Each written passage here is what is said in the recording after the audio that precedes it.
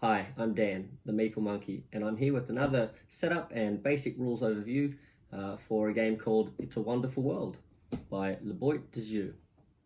Hope you enjoy.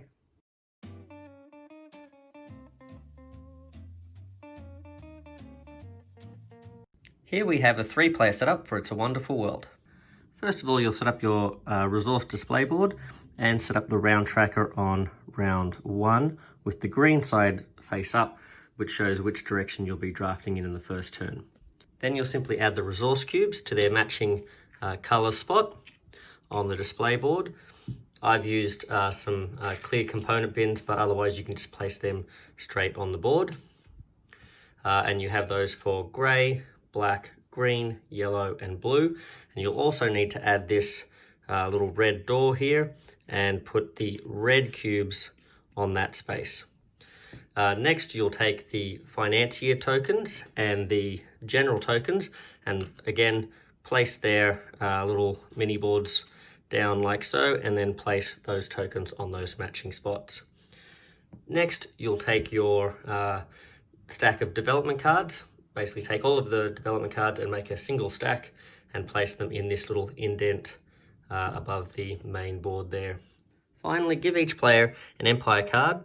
Each of these have an A side and a B side. The A side are all the same, regardless of which empire you have. The B side gives each empire a slightly different scoring mechanic and starting income. I have these all fairly close together here, just so they fit in the shot. But when taking an empire card for yourself, make sure that you have plenty of room to the top and to the right so that you can place your cards in these areas here. And that's all there is to it. In a game of It's a Wonderful World, players take on the role of continent-spanning empires, seeking to outpace their rivals' income generation and development card acquisition in a competition of global superpowers. To win the game, you must amass the most victory points, as denoted by this symbol here. These can be earned simply by completing certain development cards or by collecting financier or general tokens. You can earn additional victory points through set collection goals of some of your development cards, and each empire on its B side will also have a set collection victory point goal as well. The key to earning victory will be to strike the right balance between drafting cards that will score you big points and drafting cards that will generate you the income efficiently to be able to purchase the most of these cards, as you only have 4 rounds to do this in. Each round will consist of a draft phase, a planning phase, and a production phase. At the beginning of the draft phase, all players will receive a hand of 7 face-down cards.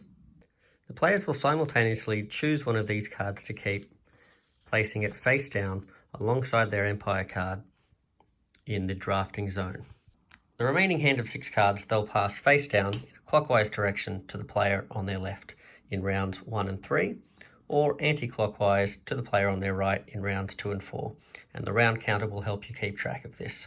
Before looking at the new hand of cards they have received, each player will simultaneously reveal the development card that they chose during the previous draft step. Then they will repeat this process until each player has drafted 7 cards. In the planning phase, players will have to make a choice for each of the cards in their draft area. They may choose to slate them for construction, placing them in the construction area alongside any other development cards there from previous rounds, and are essentially committing to build these cards. Or they may recycle these development cards, which simply means discarding them for a resource printed in the bottom right-hand corner of the card. Once the correct cubes have been gathered for any cards to be recycled, take those cards and place them in the discard pile at the top of the board. Then place these cubes on any available resource slots on cards in the construction area.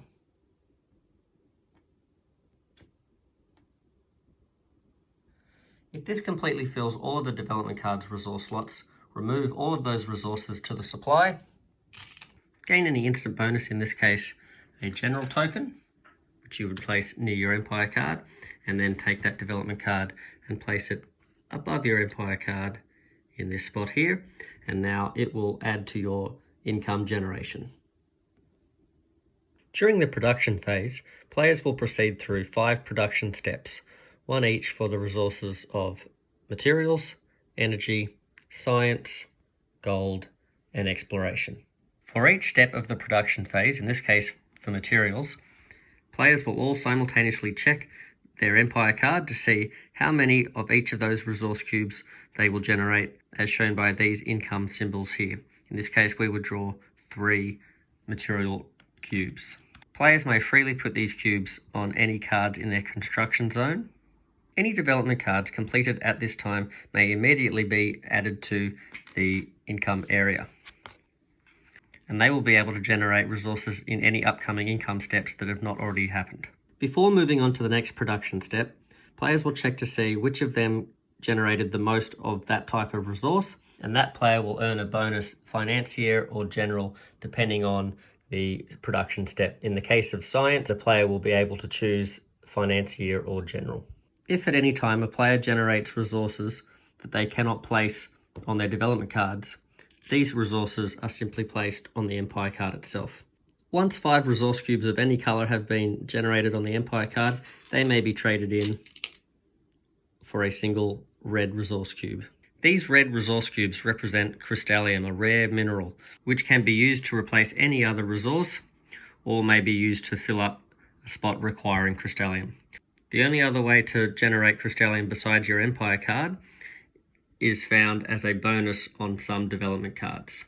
At any point in the production phase, a player may choose to recycle one of their cards in the construction zone, again for its recycle bonus down in the bottom right-hand corner. However, if they choose to do this in the production phase, the card is lost and the resource cube can only be placed on the Empire card, even if there are spots available on other development cards. At the end of the production step, flip the round token over to its other side, indicating the beginning of a new round and showing which direction to do your drafting in this round. If this was the last round, players will move into the end of game scoring. To work out your end of game score, again, simply add any points from your bonus tokens or your development cards above your Empire card. Any development cards that are still in the construction zone are not counted, as these are incomplete. You'll also want to go through your development cards above the Empire card and look for any score multipliers either based on card type or bonus tokens. Once you've worked out your score, compare it to the other players and the higher score wins. Well, we hope you found that useful. We'll see you on the next one. Bye-bye. And this world is so good.